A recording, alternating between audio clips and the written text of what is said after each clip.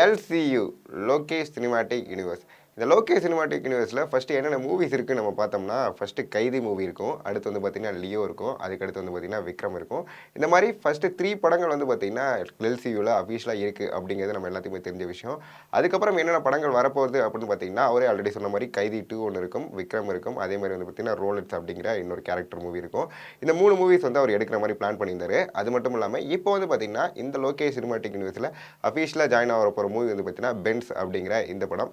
இந்த படத்தில் யார் ஸ்டாரிங் பண்ணுறா? நம்மளோட ராகவா லாரன்ஸ் சார் தான் வந்து ஸ்டாரிங் பண்ணிட்டு இருக்காரு. அது மட்டும் இல்லாமல் இதை வந்து டைரக்ட் பண்ணுறது அவரோட அசிஸ்டன்ட் லோகேஷ் கனகராஜோட அசிஸ்டன்ட்டாக வந்து பார்த்திங்கன்னா இதை டைரக்ட் பண்ணுறாரு.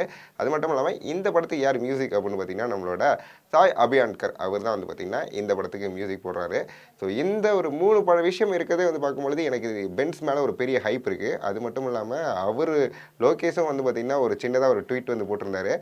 இந்த படம் நான் எழுதுனதுனால ரொம்ப ஸ்ட்ராங்காக இருக்குது. அது மட்டும் இல்லாமல் இந்த படத்தில் நிறைய இன்னர் டீட்டெயில்ஸ் வந்து விக்ரமோடையும் அதே மாதிரி வந்து பார்த்திங்கன்னா நம்மளோட கூலி அதே மாதிரி வந்து பார்த்திங்கன்னா இன்னொரு படம் நம்மளோட கைதி இது 3 விஷயங்களுமே வந்து இன்டெப்த்தாக இந்த படத்தில் கொஞ்சம் ரைட்டிங்லேயே பண்ணியிருக்கோம் அப்படிங்கிறதையும் சொல்லியிருக்காங்க. என்னடா நீ திடீர்னு கூலி பேரை சொல்கிற அப்படின்னு கேட்டிங்கன்னா கண்டிப்பாக நானும் சொல்லுவேன். கூலி படமும் அஃபீஷியலாக வந்து பார்த்திங்கன்னா எல்சியூவில் ஜாயின் ஆகிறதுக்கு நிறைய சான்சஸ் இருக்குது. எதனால் அப்படின்னு சொல்கிறேன் பார்த்திங்கன்னா நம்மளோட லோகேஷ் வந்து பார்த்திங்கன்னா இப்போ ஜெய்ப்பூரில் வந்து அமீர் கான் அண்ட் வந்து பார்த்திங்கன்னா ரஜினி இவங்க 2 பேரையும் சேர்த்து வச்சு தான் இந்த படத்தை வந்து பண்ணிகிட்டு இருக்காரு. அங்கே ஒரு பெரிய ஜெயில் செட்டப் போட்டு தான் வந்து பண்ணிட்டு இருக்காங்க. அது மட்டும் இல்லாமல் அங்கே என்னென்ன விஷயங்கள்லாம் ஷூட் பண்ணுறாங்க அப்படின்னு பார்த்தீங்கன்னா குறிப்பிட்டு சொல்லணும்னா அந்த இடத்துல ஒரு பெரிய ஃபைட் சீன் வந்து சேஸ் பண்ணுற மாதிரி ஷூட் பண்ணிட்டு இருக்காங்க. அதுக்கப்புறம் வந்து பார்த்தீங்கன்னா ரஜினி சார் ஆல்ரெடி வந்து பார்த்தீங்கன்னா இந்த படத்துக்கு 70% ஆஃப் ஷூட் கம்ப்ளீட் பண்ணதுக்கப்புறம் ஜஸ்ட் ஒரு 30% தான் இருக்குது. அதுவுமே வந்து பார்த்தீங்கன்னா ஜெய்ப்பூரில் கிட்டத்தட்ட 20% முடிஞ்சிட்டு பேட்ச் ஒர்க் வந்து பார்த்தீங்கன்னா சென்னையில் பண்ணுறதா சின்ன ஐடியாஸ்லாம் இருக்குது அப்படிங்கிற மாதிரி வந்து போயிட்டு இருக்கு டாக்ஸு. ஸோ இதனால் வந்து பார்த்தீங்கன்னா லோகேஷ் சினிமாட்டிக் யூனிவர்ஸ் ரொம்ப பிக்கர் ஆகிட்டே இருக்குது அப்படிங்கிறத ஒரு உண்மையான விஷயம். இதில் திடீர்னு ஒரு நியூஸ் வந்து என்ன அப்படின்னு பார்த்தீங்கன்னா மாதவன் சார் வந்து பார்த்தீங்கன்னா நம்மளோட லாரன்ஸ் மாஸ்டர் கேரக்டர்ஸை வந்து ரீப்ளேஸ் பண்ணுறாரு அப்படிங்கிற மாதிரி சின்ன நியூஸ் வந்து பார்த்தீங்கன்னா ட்விட்டரில் வந்து போயிட்டு இருந்தது. அதுவும் என்ன படத்துக்கு அப்படின்னு பார்த்தீங்கன்னா பென்ஸ் படத்தில் லாரன்ஸ் சார் லீட் பண்ண வேண்டிய ரோலில் வந்து பார்த்தீங்கன்னா மாதவன் சார் ப்ளே பண்ண போகிறாரு அப்படிங்கிற நிறைய காசிப்ஸ் வந்து பார்த்தீங்கன்னா ட்விட்டரில் நிறைய இது ட்ரெண்டிங் ஆகிட்டு இருந்துச்சு. பட் அதை வந்து பார்த்தீங்கன்னா அஃபீஷியலாகவே வந்து மாதவன் சார் கிளியர் பண்ணியிருக்காரு.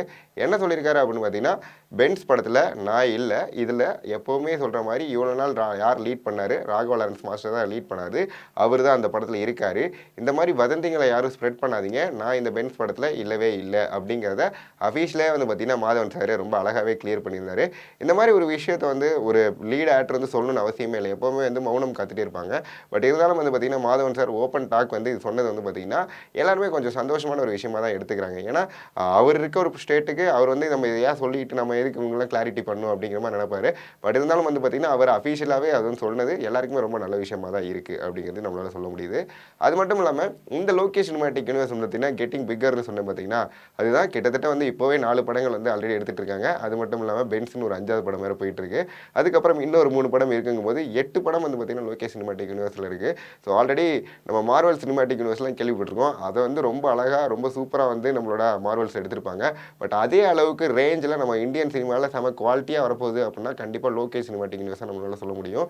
இந்த படத்துக்கு நான் ரொம்ப நாளாக ஹைப்பில் ரொம்ப வெயிட் பண்ணிட்டு இருக்கேன். அண்ட் நிறைய படங்கள் நானே சொன்னேன் பார்த்தீங்கன்னா கைதியாக இருக்கட்டும், அதே மாதிரி வந்து பார்த்தீங்கன்னா விக்ரமாக இருக்கட்டும், அதே மாதிரி வந்து பார்த்தீங்கன்னா ரோலெட்ஸாக இருக்கட்டும், இதில் எல்லாத்துலேயுமே வந்து பார்த்தீங்கன்னா பார்ட் 2 வரப்போகுது. இதில் நீங்கள் எந்த படத்துக்கு ரொம்ப ஹைப்பாக வெயிட் பண்ணுறீங்க? அதே மாதிரி பென்ஸு இல்லை கூலி இப்படி இருக்க 5 படங்கள் இருக்குது. இந்த 5 படத்தில் ரொம்ப ஹைப் எந்த படத்துக்கு இருக்குது அப்படிங்கிறத நீங்கள் மறக்காமல் கமெண்ட் பாக்ஸில் கமெண்ட் பண்ணிட்டு போங்கன்னு சொல்கிறேன்.